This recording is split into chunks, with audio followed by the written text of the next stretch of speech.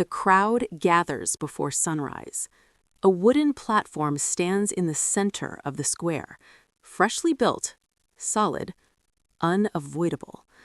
Merchants open their stalls early, children sit on their fathers' shoulders, church bells echo across the stone buildings. Justice is about to begin. In the Middle Ages, punishment was not hidden behind walls. It was not whispered about in distant prisons. It was staged, displayed, and performed in front of the entire community. Crime was not just a personal offense, it was a public rupture, and punishment was meant to seal that rupture, visibly. But why was medieval justice so harsh? Was it cruelty, ignorance, or something far more calculated? To understand the punishments of the medieval world, we must first understand the world itself. A fragile society. The Middle Ages were not stable centuries of calm order. They were fragile. Kingdoms rose and fell, borders shifted. Famine, plague, and war were constant threats. Communication was slow, centralized power was weak. There were no modern police forces, no surveillance systems, no large prison complexes. If someone stole from a village, assaulted a neighbor, or challenged authority, the consequences could ripple outward quickly. Disorder could spread. Trust could collapse. Medieval communities survived on cooperation, and cooperation required fear of consequences. Justice, therefore, had a very specific purpose. Not rehabilitation, not privacy, not even fairness in the modern sense. Its purpose was deterrence and stability. Crime and sin were the same thing. In the medieval mind, crime was not merely illegal, it was sinful. The church shaped nearly every aspect of daily life. Salvation was not abstract, it was urgent and eternal. A criminal was not simply someone who broke a rule, they were someone who disrupted divine order. Stealing wasn't just theft, it was a violation of God's moral structure. Heresy wasn't just disagreement, it was spiritual contagion. This worldview changed everything. If crime threatened both social and spiritual stability, punishment had to be visible, meaningful, and symbolic. It had to restore balance, not only in the eyes of the law, but in the eyes of God. Who controlled justice? Justice in the medieval world was decentralized. Local lords presided over manorial courts, kings held royal courts, the church operated its own ecclesiastical courts. There was no uniform system. Punishment could vary from village to village, from noble to peasant, from secular to religious authority. And status mattered deeply. A noble accused of theft might pay a heavy fine. A peasant accused of the same crime might lose a hand. Justice reinforced hierarchy. It reminded everyone exactly where they stood. Trial by ordeal. Not all cases were decided by evidence. In fact, evidence, as we understand it, was often secondary. Instead, many disputes were resolved through what was called trial by ordeal. If accused of a crime, a person might be required to carry a red-hot iron for several steps, plunge their hand into boiling water, be bound and thrown into water. The belief was simple. God would protect the innocent. If the wounds healed cleanly after a few days, the accused was innocent. If they festered, guilt was confirmed. To modernize this seems irrational, but in a deeply religious society, divine judgment felt logical. The ordeal was not random cruelty, it was faith applied to law. Public humiliation, the power of shame. Not all punishments were violent. Some targeted something equally powerful: reputation. In a world where survival depended on trust and cooperation, public humiliation could be devastating. Enter the stocks, a wooden frame placed in the town square, locking hands and feet in position. The offender would sit exposed for hours, sometimes days. Passerbys were encouraged to mock them, throw rotten vegetables, insult their character. The pillory raised this humiliation even higher, literally, lifting the accused above the crowd. Sometimes a sign hung around their neck describing their crime: thief, liar, adulterer. The goal was clear: make an example. Let everyone see the consequences. Pain might fade, but shame lingered. In an honor-based society, damaged reputation could follow someone for life. The logic behind the spectacle. Why public? Why not private punishment? Because medieval justice was performative by design. It needed witnesses.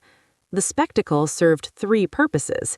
It punished the offender, it warned the public, it reaffirmed authority. When villagers saw a thief locked in stocks, they were not just watching a penalty, they were watching order being restored. They were reminded that power, whether royal or divine, was active, visible, unquestionable. And in a time without mass communication, public punishment was mass communication. Corporal punishment, marking the body. For more serious crimes, humiliation alone was not enough. In Part 1, we saw how medieval justice relied on spectacle, shame in the town square, marks burned into skin, authority reinforced through public display. But humiliation and whipping were not the end of the system, they were only the beginning. Because when crimes threatened the structure of power itself, when someone defied a king, challenged the church, or committed murder, punishment escalated, and it escalated dramatically. Death as a public message. Execution in the Middle Ages was not hidden, it was staged. The gallows were often built on hills outside city walls, visible from a distance, a permanent reminder of consequence. In some towns, the structure stood year-round, even when unused. It symbolized authority long before it was needed. Hanging was the most common form of capital punishment. It was efficient, public, and unmistakable. But even here, hierarchy mattered. Nobles accused of serious crimes were often granted beheading, considered more honorable and swift. Commoners were usually hanged. The method reflected status.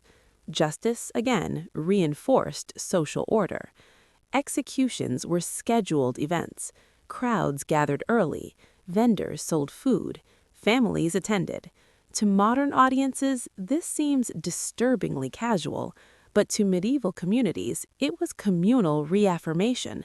The execution reminded everyone: the law exists, authority prevails, order will be restored. Punishment for treason. When crimes directly threatened rulers, punishment became symbolic theater. Treason was not merely illegal, it was betrayal of divine and royal authority. Punishments for treason were designed not only to kill, but to send a message. The body of the condemned became a canvas for warning. Without describing graphic detail, it is important to understand this. Punishments for treason were intentionally prolonged and public. They communicated a single idea: challenge the crown, and you challenge the entire structure of reality. And in a time when kings ruled by divine right, that challenge was seen as destabilizing the world itself. But even these dramatic punishments were rare compared to something far more common, something quieter, something that required no scaffold at all. Excommunication, spiritual exile. In a society where faith shaped every aspect of life, being cut off from the church was catastrophic. Excommunication meant exclusion from sacraments, no communion, no confession, no Christian burial. For deeply religious medieval people, this was terrifying. Salvation was not symbolic, it was eternal destiny. To be denied access to the church meant risking eternal separation from God. Excommunication also carried social consequences. Neighbors avoided you. Business connections dissolved. Community trust evaporated. It was a form of social erasure. You were still alive, but you no longer belonged. And in a world built on cooperation and mutual obligation, belonging was survival. Banishment. Survival without society. Banishment extended this idea even further. Rather than imprisoning someone long-term, authorities often expelled them from the community entirely. Leave and do not return. In modern times, relocation may sound manageable. In the medieval world, it could be a death sentence. Travel was dangerous. Strangers were distrusted. Without land, family, or guild connections, survival was uncertain. Banishment stripped away protection. No scaffold, no public humiliation, just isolation. And isolation in tightly bound medieval communities could be worse than execution, because death ended suffering. Exile prolonged it. Did brutality reduce crime? This question lingers. If punishments were so visible and severe, did they work? Historical records suggest something surprising. Crime did not disappear. Theft continued. Violence persisted. Rebellion surfaced repeatedly. Fear may have deterred some acts, but it did not eliminate human conflict. In fact, harsh punishments sometimes fueled resentment. Public executions occasionally sparked riots. Crowds did not always support authority. Sometimes they sympathized with the condemned. Justice was meant to unify the community, but it could also expose cracks within it. And over time, perspectives began to shift. A slow transformation. By the late medieval period and into the early modern era, ideas about justice began to change. Centralized states grew stronger. Governments developed more stable bureaucracies. Prisons slowly became more common, not as holding cells, but as punishment itself. Why? Because authorities began to reconsider the purpose of justice. Was it solely deterrence, or could it involve reform? By the 17th and 18th centuries, Enlightenment thinkers questioned public cruelty. Philosophers argued that punishment should be proportionate, rational, structured. Public executions gradually declined. Spectacle faded. Walls replaced scaffolds. Punishment moved from the town square into institutions. But this shift was slow, and public executions continued in parts of Europe well into the 19th century. The medieval mindset did not vanish overnight. It evolved. The deeper reality. It's easy to look back and label medieval punishments as barbaric, but doing so oversimplifies the context. The medieval age lacked modern policing, lacked forensic science, lacked long-term detention systems. Communities were vulnerable. Authority was fragile. In that environment, punishment needed to be immediate and visible. It needed to communicate power clearly, and it needed to discourage instability in societies already on the edge of famine, war, and disease. Medieval punishment was not random cruelty. It was a system designed for survival.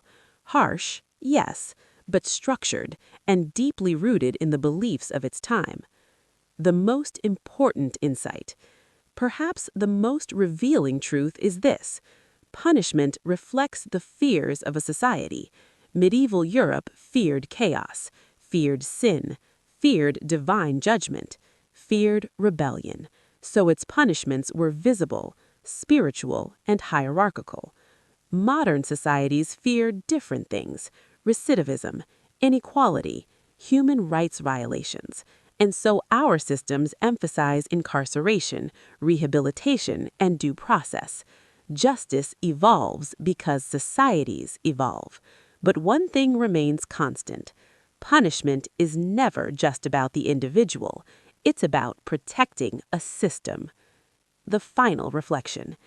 When we picture the Middle Ages, we often imagine brutality, dark dungeons, iron chains, public executions. But medieval punishment was not chaos. It was ritual. It was communication. It was a reminder, etched into wood, stone, and memory, that order must be preserved. And while the methods may shock us today, they were rooted in the realities of their time. The stocks in the square, the gallows on the hill, the silence of exile. Each served a purpose in a world where survival depended on visible authority.